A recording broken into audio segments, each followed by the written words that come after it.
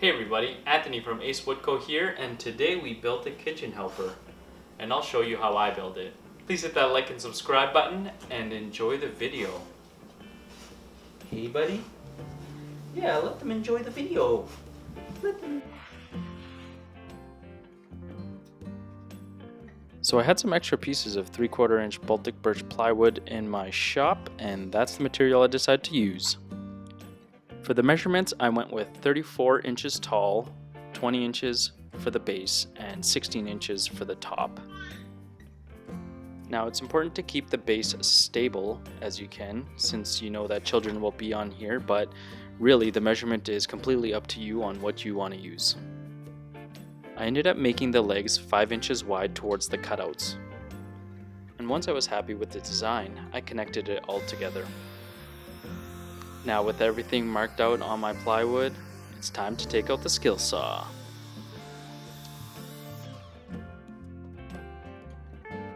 Now there's many ways to cut out the opening here, but what I found best for me is to make a plunge cut with my skill saw.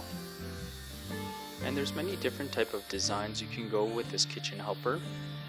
I decided to go with a simple, clean, and modern design. It was important to me to make this kitchen helper functional and to grow with the child. And with the adjustable steps, this makes a great long-term investment for your kids. Definitely recommend.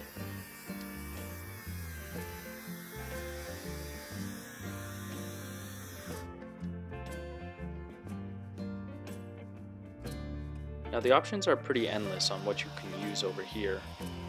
What I ended up using is just this jigsaw, and I find that that's the most comfortable for me and most efficient for me as well. The distance from the feet to the support is completely arbitrary, but what I used here is 2 inches. It really doesn't matter the distance, but I found this one look the most aesthetically pleasing.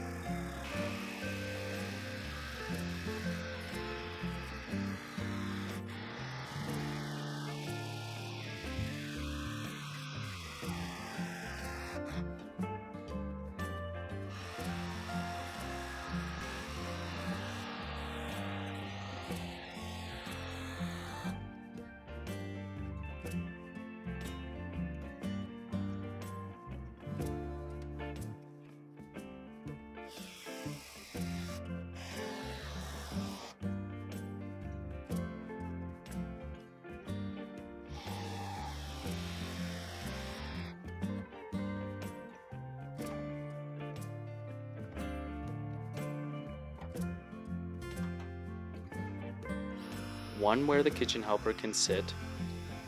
The second fence here is the guide fence for the router. This ensures that the router will run straight and parallel to the feet.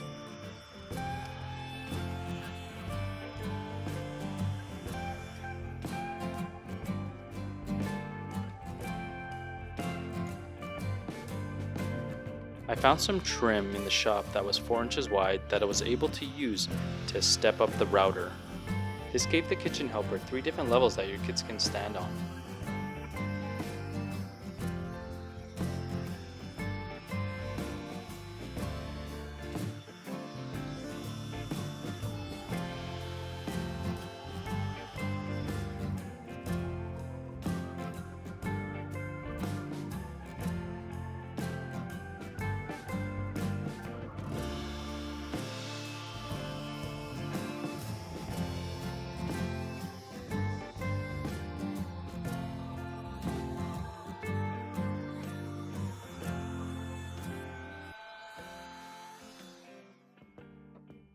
I'm ripping the spreader pieces down to 3 inches wide, and I'm cutting it on the chop saw to 16 inches long.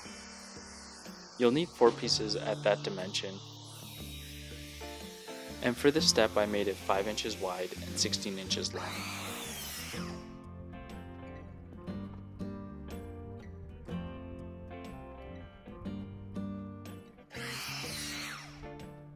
And to clean up the edges, I use a 1/4 inch roundover bit.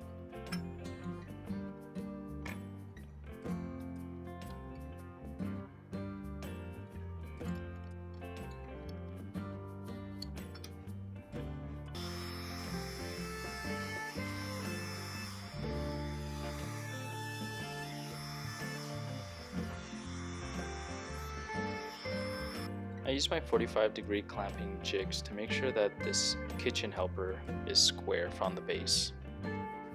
And once I was satisfied where the spreaders were, I pre-drilled holes and screwed it all together.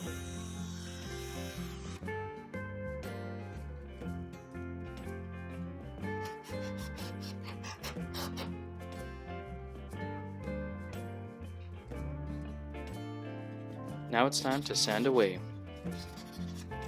I sanded all the edges and filled in any voids that I noticed.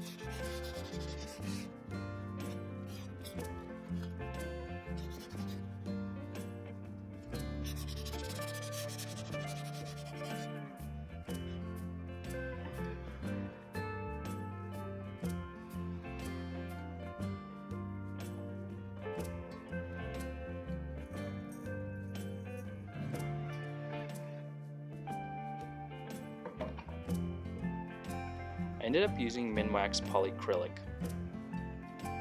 I really like the look of polyacrylic. I find that it keeps the natural look without ambering the wood.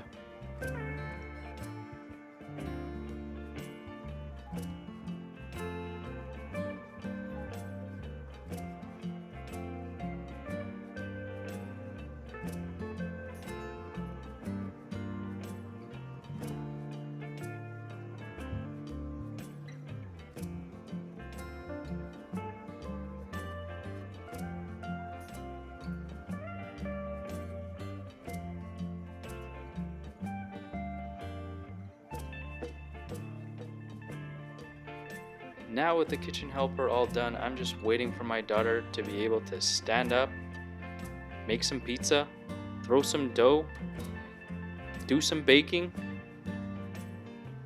and make me supper, which is wishful thinking.